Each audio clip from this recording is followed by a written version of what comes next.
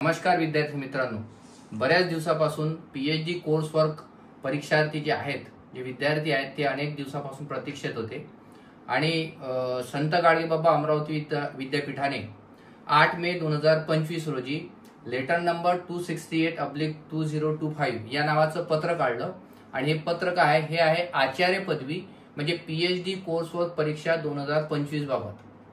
आचार्य पदवी course work परीक्षेकरिता जे विद्यार्थी यावर्षी प्रवेशित होते तर ते सत्र होतं 2023-24 आणि या 23-24च्या सत्रामध्ये जे प्रवेशित विद्यार्थी आहेत आणि याआधी काही विद्यार्थी जे 2023-24च्या आधी अनुत्तीर्ण झाले होते म्हणजे फेल झाले होते कोर्स वर्क परीक्षेमध्ये, त्या सगळ्या संशोधनकर्त्याची परीक्षेची आवेदनपत्रे म्हणजे एक्झाम फॉर्म आता सुरू होत आहेत आणि ते सुरू होण्याची तारीख कोणती आहे?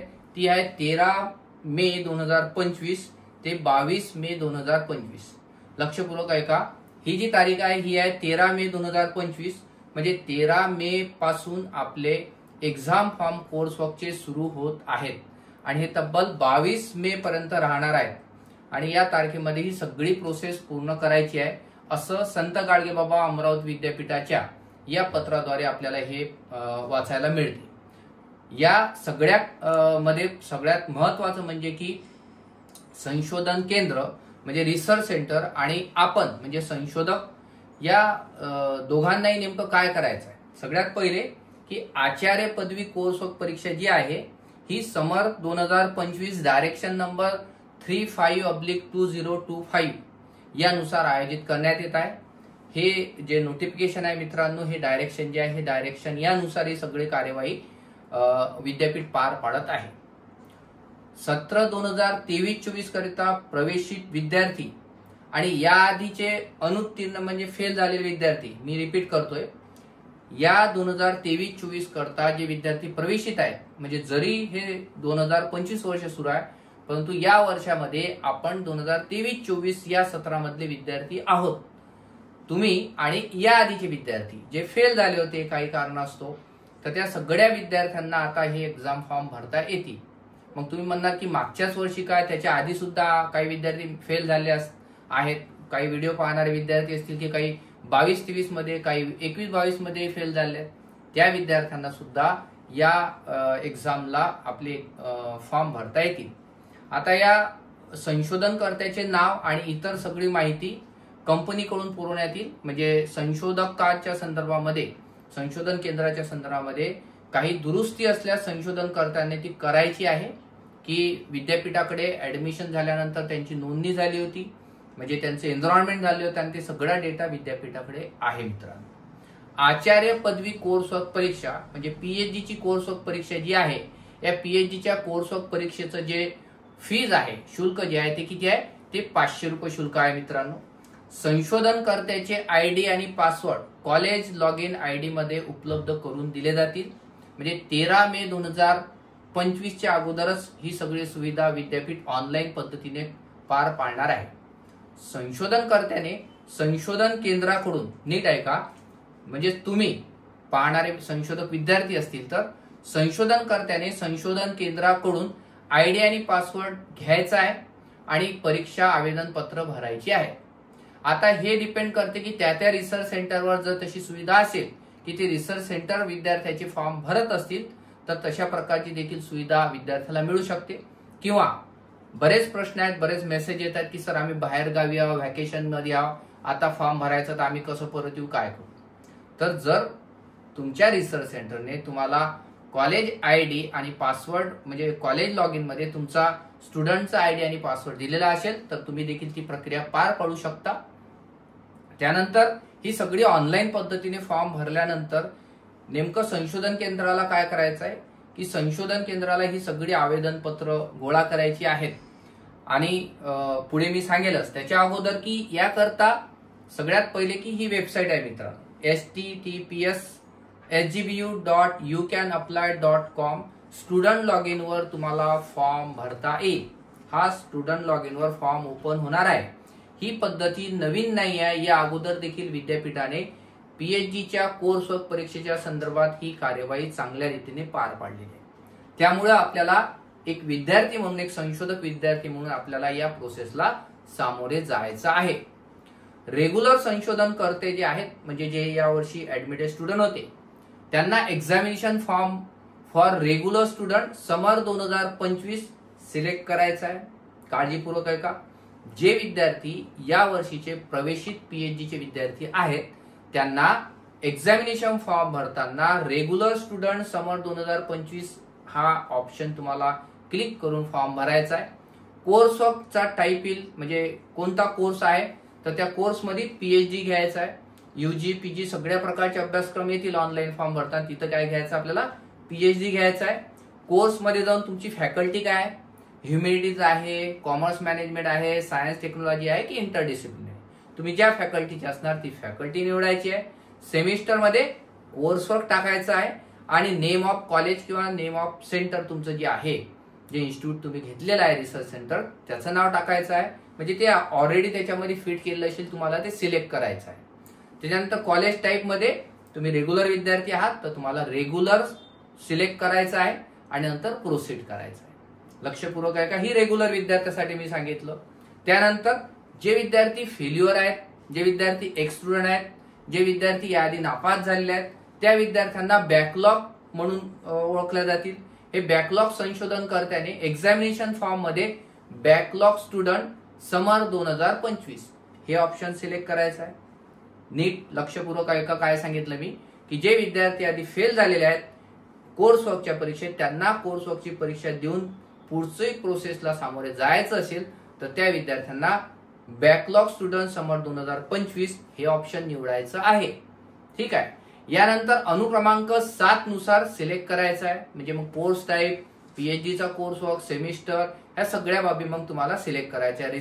तुमचं कॉलेज कोणतं आहे, कॉलेजचं जे इन्स्टिट्यूटचं जे कोड आहे ते सगळं सिलेक्ट करायचं आहे. त्याच्यानंतर संशोधनकर्त्याने परीक्षा आवेदन पत्र ऑनलाईन भरल्यानंतर संशोधन केंद्र प्रमुख आणि त्या संशोधन केंद्राचे जे व्यवस्थापक आहेत, जे कोऑर्डिनेटर आहेत, त्यांनी हे सगळे आवेदन पत्र काय करायचे आहेत, व्हेरीफाईड करायचे आहेत. म्हणजे रिसर्च सेंटरचे जे हेड असतात ते त्या कॉलेजचे प्राचार्य असतात. या प्राचार्यामार्फत ते सगळे काय करायचे आहेत, व्हेरीफाईड करायचे आहेत. संशोधन केंद्र प्रमुख यांनी व्हेरीफाईड केलेले परीक्षा आवेदन पत्र, विद्यापीठाची परीक्षा शुल्क पावती, म्हणजे जे विद्यापीठाचं शुल्क आहे 500 रुपये, ते ऑनलाईन पद्धतीने जे फॉर्म भरताना आलं तर ते ऑनलाईन पद्धती तुम्हाला भरता येईल. ते ऑनलाईन पद्धतीने भरलेलं शुल्क, त्याची पावती आणि संशोधनकर्त्याची सगळी यादी, म्हणजे ऑनलाईन तुमच्या रिसर्च सेंटरला जेवढे विद्यार्थी आहेत त्या सगळ्या विद्यार्थ्याची तुम्ही फॉर्म भरले ऑनलाईन, त्याची एकत्र यादी तयार होईल ऑनलाईनच, ती यादी आणि त्याच्यानंतर त्यांचे सगळे भरलेले ऑनलाईन फॉर्म भरल्याचे प्रिंट आउट, हे सगळं काय करायचं आहे, हे सगळं फॅकल्टी वाईज व्यवस्थित लावायचं आहे. त्याला कव्हरिंग लावायचं आहे. एक रिसर्च सेंटर असेल तर त्या रिसर्च सेंटरमध्ये सगळ्या विद्यार्थ्याची फॉर्म, त्यांची यादी, म्हणजे अगोदर तुमचं कव्हरिंग लेटर राहील, त्याच्यानंतर तुमची त्या विद्यार्थ्याची यादी राहील फॅकल्टी वाईज आणि त्याच्यानंतर ते सगळे फॉर्म राहतील. त्या फॉर्म सोबत जेवढे काही डॉक्युमेंट त्या ऑनलाईन मध्ये विचारले ते सगळं त्याच्यासोबत राहील. त्याच्यासोबत ते ऑनलाईन फॉर्म भरल्याची, एक्झाम फॉर्म भरल्याची ते शुल्क सुद्धा राहील. प्रति विद्यार्थी जे 500 रुपये सांगितलं होतं मी या पत्रानुसार. हे सगळं परीक्षा विभागाला तुम्हाला सबमिट करायचं आहे आवक जावक मध्ये. म्हणजे रिसर्च सेंटरला डिस्पॅच सेक्शनला जाऊन हे 27 मे 2025 पर्यंत सादर करायचं आहे.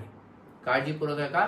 विद्यापीठाला ऑनलाईन पद्धतीनं जे आहे भरणं, तर हे ऑनलाईन पद्धतीचं जे भरणं आहे ते त्याची तारीख किती होती सांगितली मी, 13 पासून सुरुवात होणार आहे, 13 मे पासून तर 22 पर्यंत, आणि 22 पर्यंत ऑनलाईन पद्धतीनं राहील. आणि 22च्या नंतर संशोधन केंद्राची जबाबदारी आहे की ते 27 मे 2025 पर्यंत विद्यापीठाच्या डिस्पॅच सेक्शन मध्ये जाऊन ते सगळं हार्ड कॉपी सबमिट करायचं आहे. ठीक आहे. संशोधनकर्त्याला कसं माहित पडेल की आपली परीक्षा कधी आहे, आपले हॉल तिकीट कधी येतील, तर संशोधनकर्त्याचे जे प्रवेश पत्र आहेत, जे तुमचे एक्झामचे जे प्रवेश पत्र आहे, ते कॉलेज लॉग इन आयडी मध्ये उपलब्ध विद्यापीठ करून देणार आहे मित्रांनो. ठीक आहे. आता तुमच्या मनामध्ये अजून प्रश्न आहे, सर एक्झाम कधी होईल. हे एक्झाम आता ही प्रोसेस सुरू झाली, इथून विद्यापीठाला सगळी प्रोसेस पार पाडण्यासाठी किमान 1 ते 1.5 महिना लागू शकतो आणि तुमची एक्झाम 1 ते 1.5 महिन्यामध्ये होण्याचे संकेत आहे. ठीक आहे. मी कन्फर्म नाही सांगतोय, परंतु विद्यापीठाला लागणारा जो अवधी आहे, काळ आहे, जी सगळी प्रोसेस आहे ती करण्यासाठी. ठीक आहे. त्याच्यानंतर ही तुम्हाला हॉल तिकीट त्या कॉलेज लॉग इन आयडी मध्ये मिळेल परीक्षा आवेदन पत्र भरताना काही जर अडचणी आल्या तर विद्यापीठाने या पत्रामध्ये हे भ्रमणध्वनी किंवा नंबर सुद्धा दिले, याच्यावर तुम्ही संपर्क साधू शकता. अजून एक महत्त्वाचं इथं मला सांगायचं की जे विद्यार्थी एमफिल धारक आहेत त्या विद्यार्थ्यांना कोर्सवर्क करण्याची गरज नव्हती. ते कोर्सवर्क मधून त्यांना सूट स्पष्ट असल्यामुळं अशा संशोधनकर्त्यांना परीक्षा आवेदन पत्र सादर करायचं नाही आहे. त्यांना एक्झाम फॉर्म कोर्सवर्कचा भरायचं नाही आहे. एमफिलच्या विद्यार्थ्यांची डायरेक्ट पीएचडी ला ऍडमिशन व्हायची. त्यांना कुठल्याच प्रकारचा कोर्सवर्क वगैरे सुद्धा द्यायचं काम नव्हतं. ठीक आहे, याची सगळ्या संशोधकांनी आणि संशोधन केंद्रांनी नोंद घ्यायची आहे मित्रांनो. ठीक आहे, हे झालं या पत्राच्या विषयी ऑनलाईन फॉर्म भरण्यासंदर्भात. या पत्रासोबतच विद्यापीठाने अजून 2 पत्र अनेक्चर म्हणून पाठवले. हे काय होते? हे होतं एक 7 मे 2025 एक पत्र होतं. 35/2025 म्हणजे 35/2025 लेटर नंबर होतं. ही सगळी जी प्रोसेस आहे ही प्रोसेस प्रामुख्याने scheme of teaching and examination for PhD coursework या संदर्भातलं ते पत्र होतं. हे डायरेक्शन होतं. या डायरेक्शन मध्ये आपल्याला हे सगळं डायरेक्शन मधले महत्वाचे ज्या बाबी आहेत याकडेच मी थोडक्यात तुमचं दृष्टिक्षेप टाकेल. हा जो तक्ता आहे हा अतिशय महत्वाचा आहे. Scheme of teaching and examination for PhD coursework. आपण ऑनलाईन पद्धतीने कोर्सवर्क कंडक्ट केलेला होता. ज्या ज्या रिसर्च सेंटरना आवश्यक वाटलं, ज्या ज्या विद्यार्थ्याला आवश्यक वाटलं तिथं आपण ते कोचिंग दिलं विद्यार्थ्यांना. ठीक आहे, तर या कोर्सवर्कच्या संदर्भात सगळी माहिती त्या विद्यार्थ्यांना असेल. जे विद्यार्थी हा व्हिडिओ पहिल्यांदा बघत आहेत, ज्या विद्यार्थ्यांनी कोर्सवर्कच्या संदर्भात समजू काही माहिती नाही आहे, तर त्यांनी पुन्हा एकदा लक्षपूर्वक ऐका की कोर्सवर्क मध्ये 5 मॉड्यूल होते. त्या 5 मॉड्यूल पैकी पहिलं जे मॉड्यूल आहे ते रिसर्च मेथॉलॉजीचं. या रिसर्च मेथॉलॉजीचा पेपर विद्यापीठ घेत असतो. तुमचा जो कोर्सवर्कची परीक्षा आहे ही परीक्षा विद्यापीठाचा 80 मार्काचा पेपर होणार आहे मित्रांनो. आणि तुमचं याचं इंटरनल जे आहे ते 20 मार्काचं आहे असं या पहिल्या मॉड्यूलमध्ये दिलं आहे. दुसरं, तिसरं, चौथं आणि 5वं हे बाकीचे सगळे 4ही मॉड्यूल आहेत. हे 4ही मॉड्यूलला नाव आहे टर्म वर्कचे मॉड्यूल आहेत. हे प्रत्येक मॉड्यूल 50-50 मार्काचं आहे. ठीक आहे ना. या 50 पैकी तुम्हाला किमान 30-30 गुण रिसर्च सेंटरला देणं आवश्यक आहे. पहिलं जे मॉड्यूल आहे, पहिलं मॉड्यूल टोटल 100 मार्काचं आहे. यापैकी 80 मार्काची विद्यापीठाची परीक्षा आणि 20 मार्काचं इंटरनल आहे. ठीक आहे, आता या 20 पैकी तुम्हाला 20 पैकी किती रिसर्च सेंटर देते हे त्या सेंटरवर डिपेंड आहे. तुमचं असेसमेंट कसं करते तर लक्षपूर्वक आहे का. हे जे पहिलं मॉड्यूल आहे या पहिल्या मॉड्यूल मध्ये मिनिमम पासिंग जे आहे किती आहे, हे 60 गुणाचं आहे मित्रांनो. म्हणजे 60 गुण तुम्हाला 100 पैकी पाहिजेत. हा, ठीक आहे ना. या 100 पैकी तुम्हाला किती पाहिजे, 60 गुण पाहिजेत. अजूम करा की तुम्हाला या इंटरनल मध्ये 15 मार्क दिले, 20 पैकी 15 मार्क दिले तर तुम्हाला किती मार्क पाहिजेत, 60 मार्क व्हायला 45 मार्क तर मग तुम्हाला विद्यापीठाचे 80 मार्काच्या पेपरमध्ये लागतील. जर रिसर्च सेंटरने 20 मार्क दिले तर किमान तुमच्या 80 पैकी जो पेपर होणार आहे त्याला 40 मार्क तुम्हाला कव्हर करावे लागतील. असं ते गणित आहे. म्हणजे मिनिमम पासिंग तुम्हाला 60 मार्कचं पहिल्या रिसर्च मेथॉलॉजीच्या मॉड्यूलचं आहे. बाकीचं जे मॉड्यूल आहे ते टर्म वर्कचे आहे आणि त्याला किमान पासिंग प्रत्येक मॉड्यूलला 30-30 आहे. ठीक आहे ना. हे या डायरेक्शन मधलं महत्वाचं. या पत्रासोबतच संत गाडगेबाबा अमरावती विद्यापीठाने जे पत्र पाठवलं होतं, अनेक्चर पाठवलं होतं ते होतं फी स्ट्रक्चरच्या संदर्भात. ज्या विद्यार्थ्यांनी ऍडमिशन घेतली आहे, ऍडमिशन घेतल्यानंतर जे ऍडमिशन फी असो, कोर्सवर्कची फी असो आणि एक्झामची फी असो या संदर्भामध्ये हे सगळं फी स्ट्रक्चरचं पत्र होतं मित्रांनो. अशा प्रकारे आज आपण या ठिकाणी पीएचडी कोर्सवर्क परीक्षा या संदर्भामधलं ऑनलाईन एक्झाम फॉर्म भरण्यासंदर्भातली ही सगळी जी प्रोसेस होती ती पाहिली. काही अपडेट असेल तर लगेच या चॅनलला तुम्ही सबस्क्राईब करा आणि या पीएचडी कोर्सवर्क संदर्भात सगळ्या प्रकारची माहिती आपल्याला या चॅनलवर मिळेल. धन्यवाद.